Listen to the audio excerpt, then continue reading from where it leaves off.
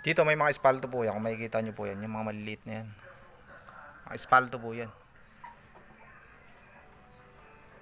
Yan, napakarami po yung doon. Mostly po yan kumakapit yan sa dito sa may mga laylayan po ng mga gulong.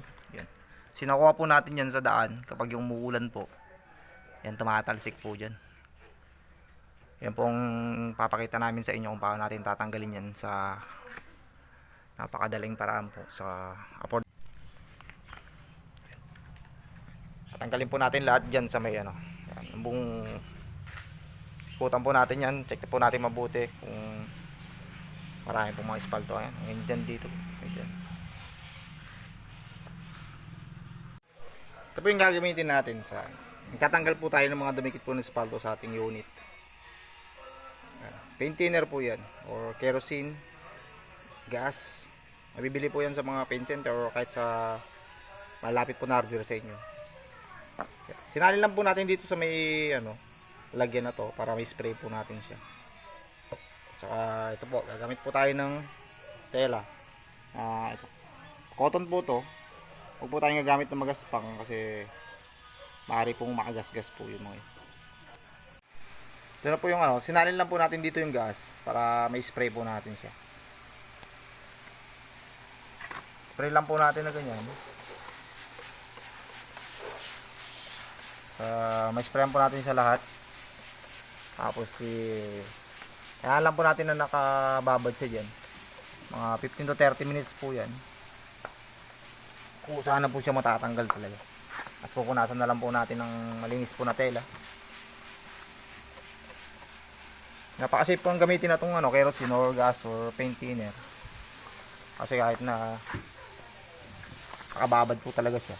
Eh hindi siya po nagkakaroon ng reaction o hindi po siya nangungulubot yung ating pintura. Kaya napakamura po talaga nito.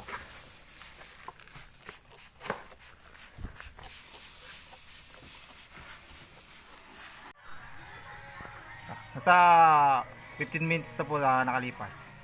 Buot po ng spray natin. Makikita nyo po kung saan po siyang bumabagsak. Napakalambot na po niya. Yan. Tanggal na po siya agad. Meron pa pong mas malalaki at mayroon matanggal. Susisitan na lang po natin uli mga yun. Dito pati nga dito sa may ano, sa may ilalim po ng malapit po sa gulong. Yan, napakakapal po diyan. Kaya makikita niyo po ito napakalaki po na to. Oh, tanggal lang din po siya. Punasan na lang po natin ng basahan yan para totaling matanggal.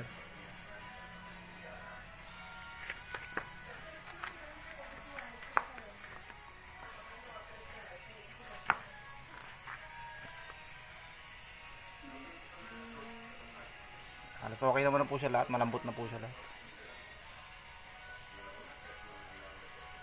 Punasan na lang po natin ng tela.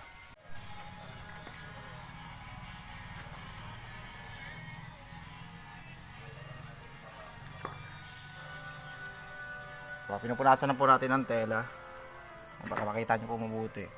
Makikita po nyo rito na medyo blurred tayo ng konti. Pinupunasan po natin yan. Wala na po siya. So, lang po napakadaling tanggal ng ano, mga espalto po sa ating sakyan. Sa napakamurang paraan po siya. At sino po kayang gawin ito basta meron po tayong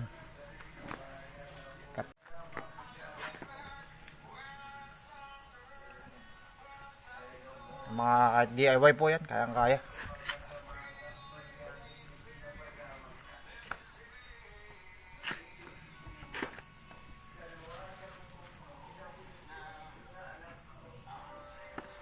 Hindi na po natin bibidyo yung kabuuan po na pagtanggal natin para hindi na po mahaba ating video. Ito, isa pinaka makapal po dyan. Napakadali po tanggalin.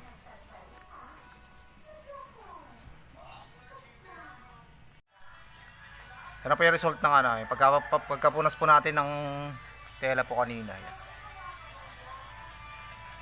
Yan na po yung espalto niya.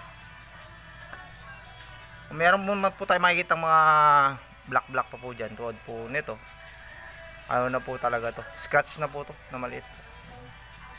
Hindi na po yan espalto.